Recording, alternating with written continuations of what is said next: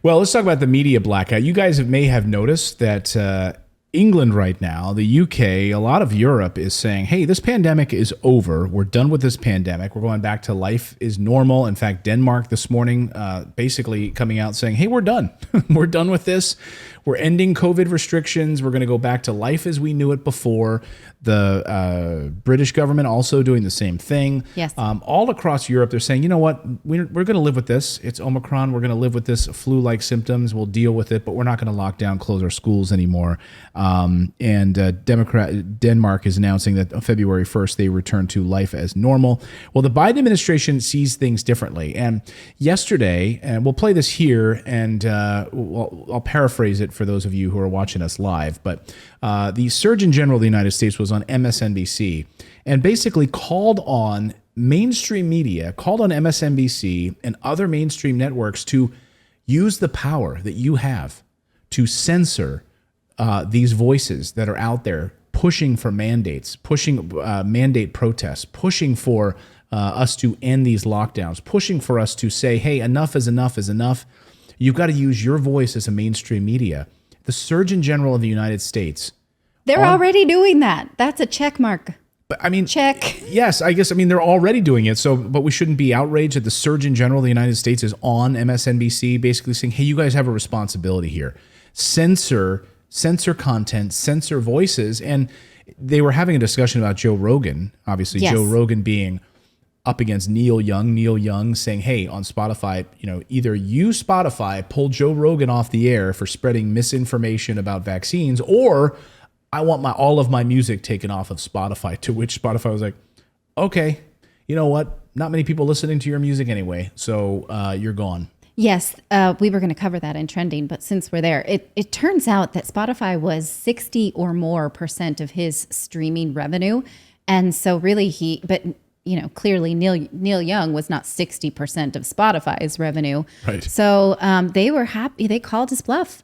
They were happy to side with Joe Rogan and say, you don't tell us. I think more than wanting to upset Neil Young, they do not want to set the precedence that artists get to say what is on their speaking platform or other, Yeah. what other, because how far could this go, right? I could say that someone's music offends me. And then as an artist, say, you take off that music or I go, right? Spotify wants no part of that. So if you're saying I need to go or else I control your programming, they can't give anybody that power. And, so he had COVID himself. We know what he did. He went through, took a whole, cocktail. Who, Neil Young? Joe Rogan did. Oh. He had a whole cocktail of stuff and he talked about his experience, but he has doctors on his show on a regular basis to tell their opinions, right? So when you get into this territory now, we're going to start canceling people because they're having conversations. Yesterday, there was a couple of big COVID related stories yesterday that the mainstream media has just been ignoring. Number one, yesterday, Senator Ron Johnson held a 5-hour hearing with a number of doctors who, and Dr. McCullough specifically talked about censorship. He was at this hearing and he raised his hand. He said, I want everyone in this room at this panel, doctors, experts, immunologists, cardiologists, who have talked about problems with the vaccines and other things. Have you been censored? Has anyone here been censored? And 80%, he said it was like 83% of the hands went up. Mm-hmm. I mean, this is America and we can tolerate this. And good luck trying to find any of this coverage, by the way, online about that speech yesterday, that panel. You're not going to find it on YouTube. It's been yanked off of YouTube. Dan Bongino yesterday permanently had his channel banned on YouTube he's been poking the bear for quite a while, but yes. After, he had his YouTube channel is now permanently shut down on YouTube.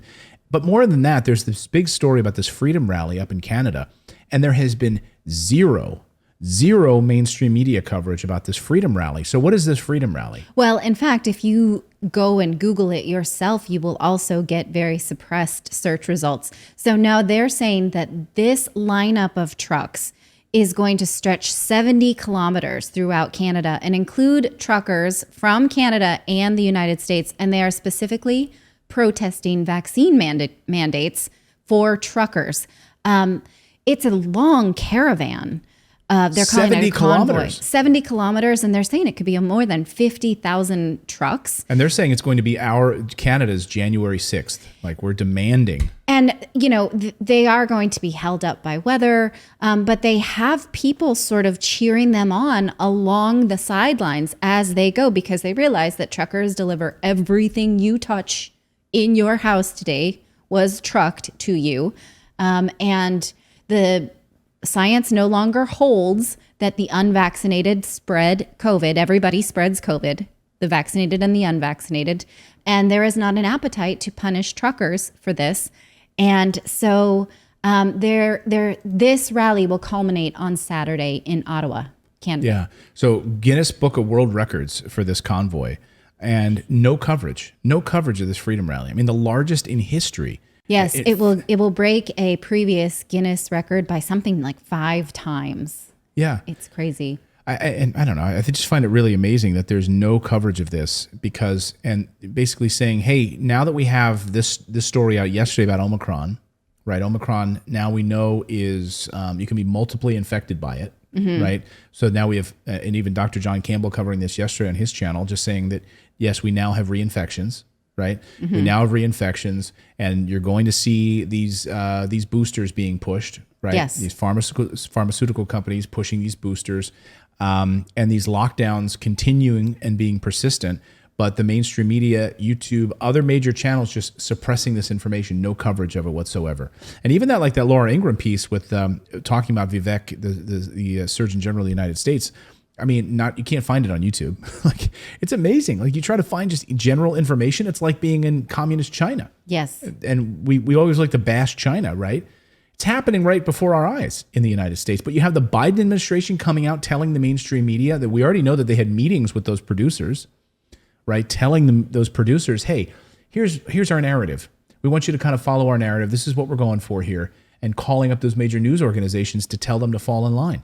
Yes. And here you have the Surgeon General on national television saying, use the power to censor these voices. Censor Joe Rogan. Censor these people that speak out against this stuff. I find it outrageous. And, Edward Snowden was right. I mean, he's been saying this all along. It's only a matter of time. We don't think we're part of like an authoritarian regime, but we are. It's increasingly becoming that. And these tech oligarchs are running the show on just about everything right now. Yes, you are right. So, keep your eye out for this weekend's protests in Ottawa, Canada, and see if anything comes of it. It is not nothing for these truckers to just take out of their day and get in line in this long envoy, especially truckers who still have assignments. They run on a profit margin of like 0. The trucking industry is extremely predative, and it just takes these truckers' lives and eats them up, chews them out, spits them out. Chews them up, spits them out. Yeah. So for them to be taking the time to make this stance is worth us looking at the very least. And we don't hear about this out of Canada. Like Canada's like the nice Canada, right? Right. They would, I'm sorry. Yeah. I'm sorry. That's right. Right. That's Canada, right? That's the idea. We don't hear these problems in Canada. Yes. You have these, but that's what they do. And here, oh my gosh, really? Like they are taking matters into their own hands. They're considering it. They're calling it their own January 6th, saying we're saying enough is enough. Yeah. We just don't hear about this in Canada. We like to keep Canada. Sorry, you're nice Canada up there. And that's the mainstream. Yeah, you can be friendly and still make yourself heard. Yeah. It doesn't seem like it's not as in your face. They're just saying we stand together for 70 kilometers. So saying no to this trucker vaccine mandate. All right.